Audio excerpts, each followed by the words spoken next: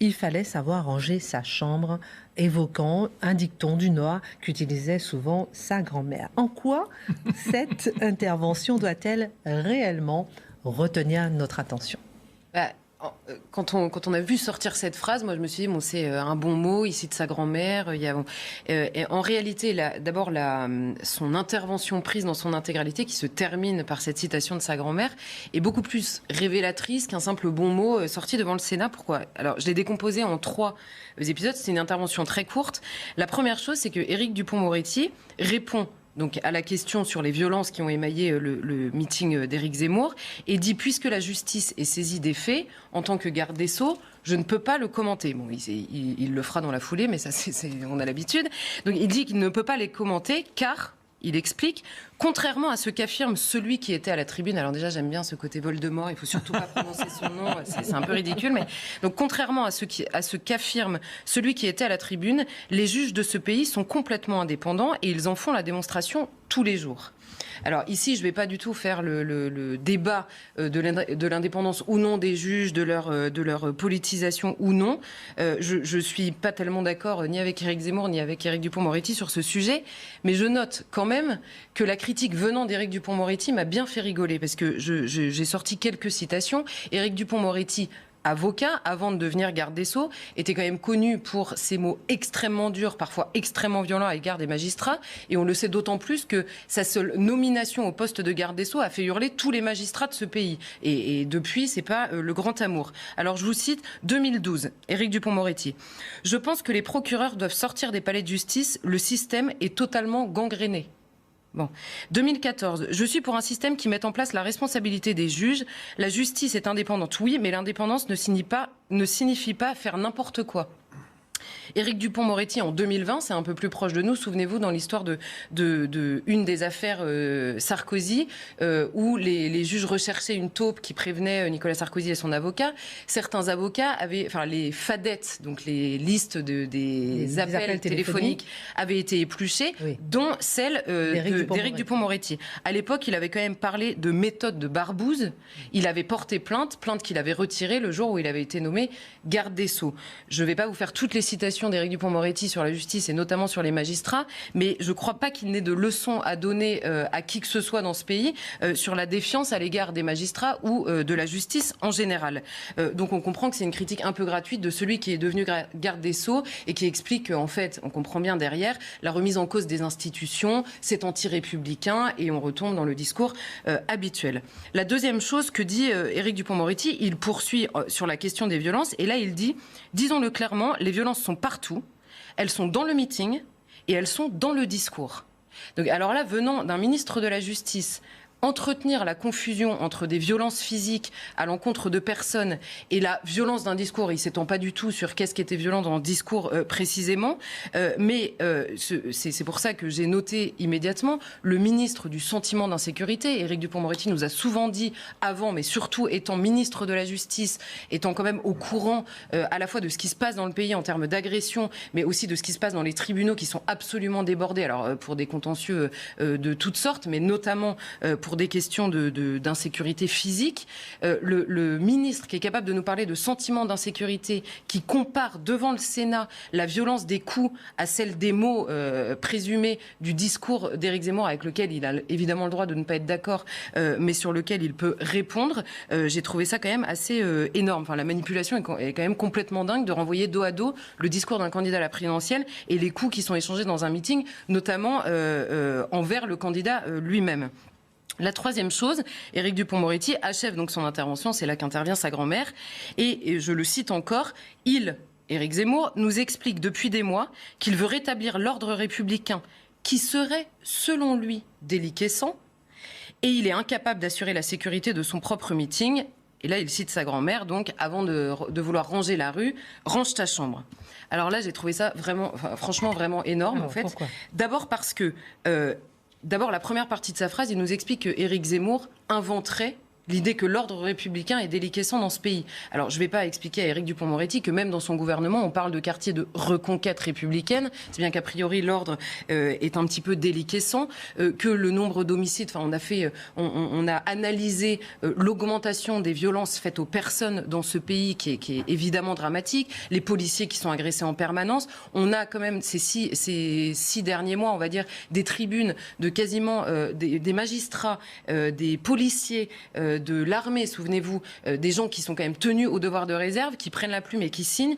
Il y a évidemment un problème de l'ordre républicain, appelons-le comme on veut, et c'est pas Éric Zemmour qui a inventé la déliquescence. Après, qu'il y ait des débats politiques sur la manière de répondre à ce problème, c'est une chose, mais c'est évidemment pas Éric Zemmour qui l'invente.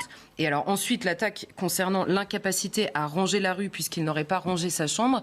Là, je voudrais quand même rappeler à Éric Dupond-Moretti qu'il fait partie d'un gouvernement un gouvernement qui travaille sous les ordres d'un président de la République qui est, lui, le patron de La République En Marche, et qu'au sein de La République En Marche, on a, par exemple, il faut se souvenir quand même, un député à l'REM qui en a attaqué un autre à coups de casque. Une députée à l'REM qui a été accusée d'avoir mordu un chauffeur de taxi. On a un homme qui était proche du président de la République, M. Benalla, qui avait enfilé lui-même un brassard de police pour aller, souvenez-vous, taper dans une manifestation. Donc qu'est-ce que ça veut dire? Ça veut dire qu'ils lâchent les rênes tout de suite parce qu'ils sont incapables de ranger leur chambre?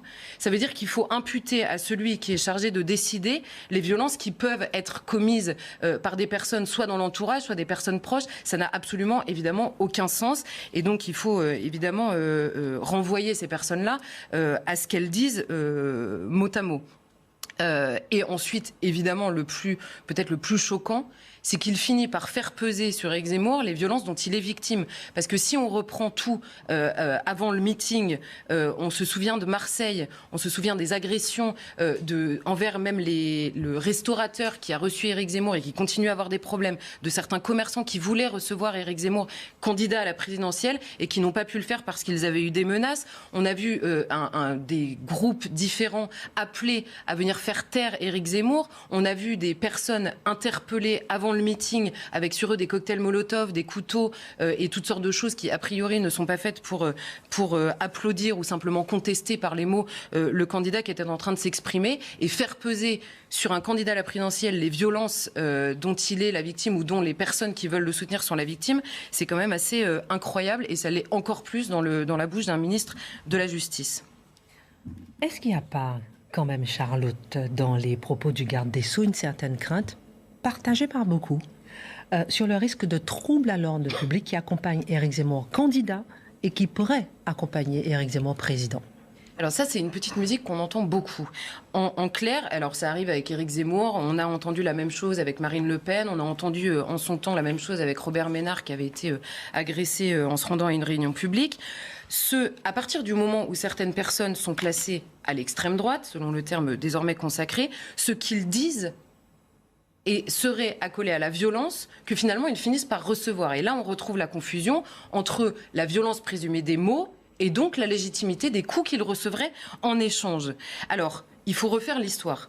Il y a des militants, souvent d'extrême gauche, en l'occurrence violents, qui menacent de censure, qui agressent, qui troublent l'ordre public, qui veulent empêcher des personnes de s'exprimer. Ils sont dénoncés par les personnes qu'ils visent, en l'occurrence Éric Zemmour, et quand ils se déplacent, les mêmes personnes qui les accusent d'être violents génèrent eux-mêmes la violence.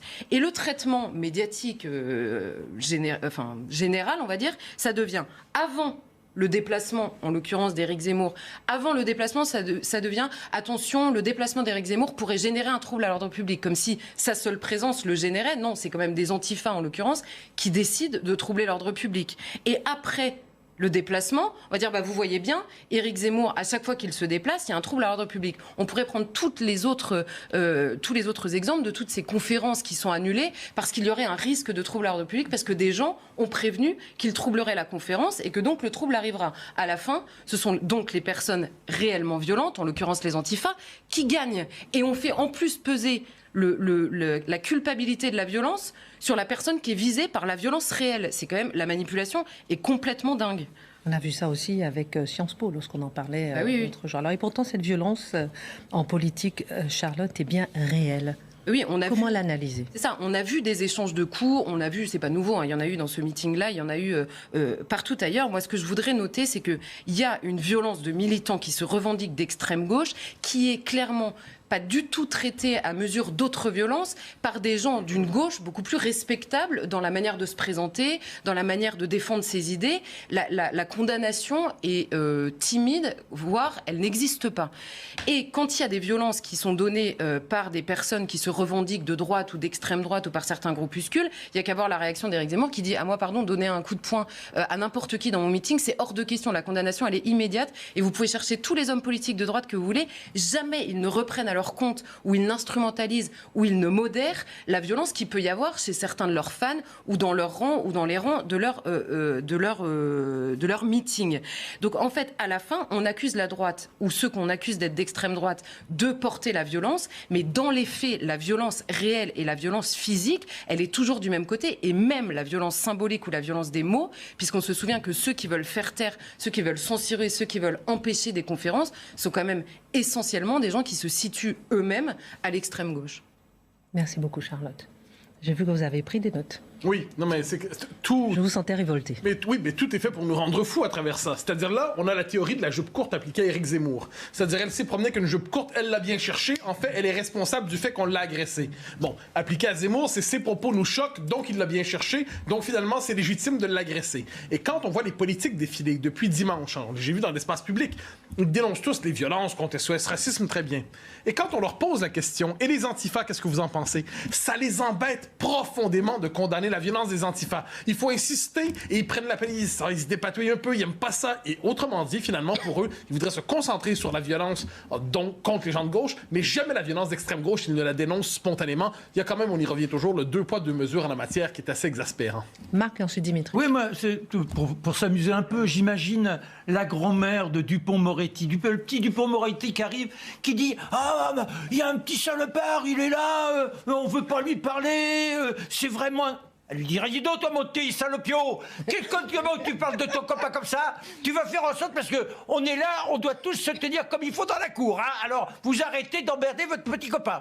Donc, sa grand-mère. Non, mais vous voyez ce que je veux dire? C'est-à-dire que c'est monstrueux d'utiliser ce type de métaphore, alors que les grands-mères de l'époque, c'était « aimez-vous les uns les autres ».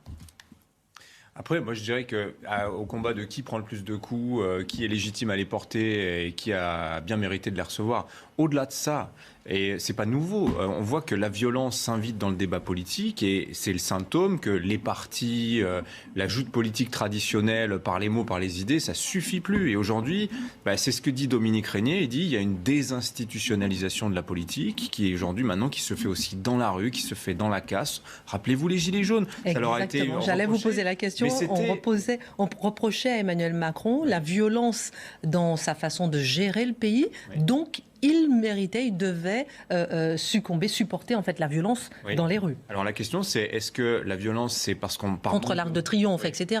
Est-ce que la violence c'est comme dans une cour de récré, c'est ce que disent les enseignants, c'est par manque de mots, hein, c'est une manière de s'exprimer parce qu'on n'a pas les mots. Je ne suis pas du tout convaincu de ça. Je pense que c'est surtout l'expression d'une immense frustration de part et d'autre. Et la question n'est pas de savoir qui a tort, qui a raison, mais le fait que la violence fasse irruption et s'installe comme aujourd'hui un moyen d'expression politique, c'est ça qui devrait nous inquiéter. Enfin, désigner le sale gosse, c'est inadmissible. Les profs, ils ne pourraient pas tolérer ça. Bien sûr, bien sûr. Mathieu, ensuite Charlotte, la moralité. Mais il m'arrive de croire